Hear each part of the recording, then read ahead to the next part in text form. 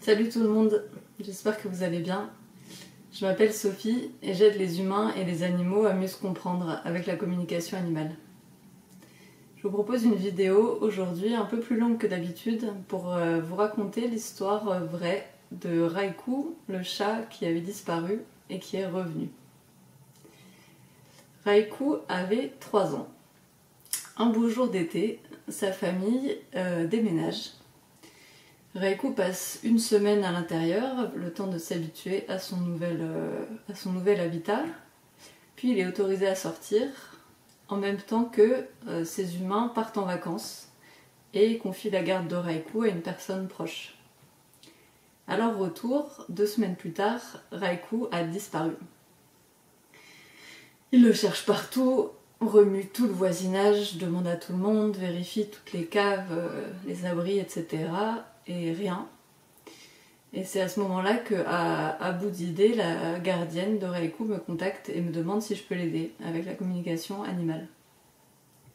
Je lui réponds avec plaisir, sachant que toutefois, dans ce genre de situation, retrouver l'animal, c'est plutôt l'exception que la règle, puisque entre sa disparition et le moment de la communication, il a pu se passer toutes sortes de choses. Des accidents, le fait que le chat soit perdu et que malgré tous nos efforts et les informations qu'il nous donne, on n'arrive pas à le localiser, enfin tout plein de choses qui font que communiquer n'est pas équivalent à retrouver. Mais je peux récupérer le maximum d'informations et communiquer avec lui. Elle me dit ok. Et donc première communication avec Raikou, première surprise, il n'a pas l'air du tout intéressé par le fait de rentrer chez lui. Il me dit qu'il a trouvé un endroit plutôt sympa où il a des herbes pour jouer, pour chasser, une dame qui lui donne des restes à manger et que ça lui convient. Alors je dis ok, je note ça. Et puis en passant davantage de temps avec lui, je comprends qu'en fait en dessous de cette nonchalance ou de cette apparence de tout va bien,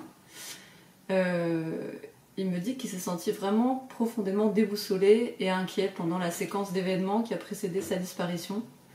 Le fait de changer d'endroit, d'être enfermé, puis de se sentir laissé livrer à lui-même en l'absence de ses humains, ça a été vraiment extrêmement difficile pour lui. Et il me dit aussi qu'il se sent triste, qu'il aimerait retrouver sa maison, la sensation d'être en sécurité avec sa famille, mais qu'il a comme été vraiment marqué par cette période, il s'est senti pas respecté, comme si ses besoins n'étaient pas du tout pris en compte, et donc il se sent pas en capacité de retourner auprès de sa famille. Donc j'entends tout ça, et je le remercie, et puis je vais transmettre ces informations à la gardienne de Raikou, qui est très triste d'apprendre comment il a vécu la situation, qu'il comprend, et qui me demande à son tour de lui dire ça, qu'elle comprend, que cette maison où ils sont arrivés, c'est une maison qu'ils ont achetée, où ils souhaitent rester, donc il n'y aura pas de nouveau départ à l'horizon, et que sa famille l'aime vraiment de tout cœur et veulent vraiment prendre soin de lui, comprendre ses besoins et en prendre soin et les respecter. Je retourne voir Raikou, du coup, quelques jours ont passé depuis la première communication, et je commence à lui transmettre ça. Et lorsqu'il entend ça, ça lui fait comme un déclic et ça le débloque en fait. Je sens qu'il y a quelque chose qui s'est débloqué, que sa détresse a été entendue par sa famille et comprise, et maintenant il me dit qu'il n'a plus qu'une envie, c'est de les retrouver.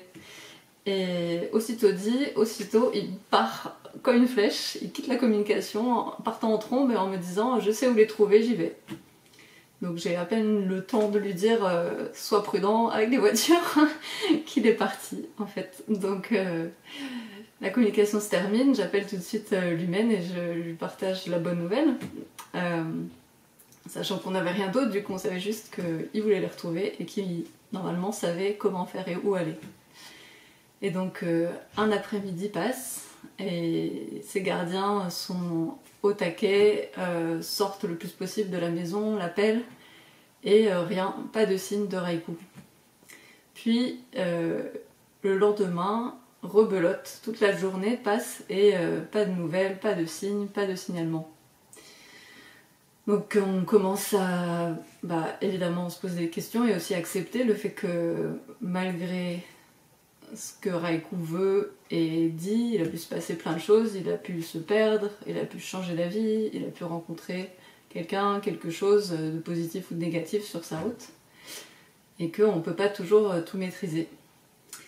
Et puis tout d'un coup, à 19h, Lumen m'écrit que Raikou vient d'être retrouvé.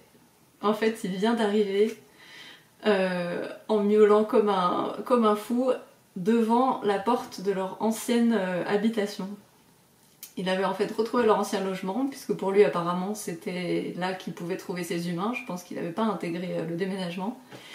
Et il était juste retourné là-bas pour les chercher.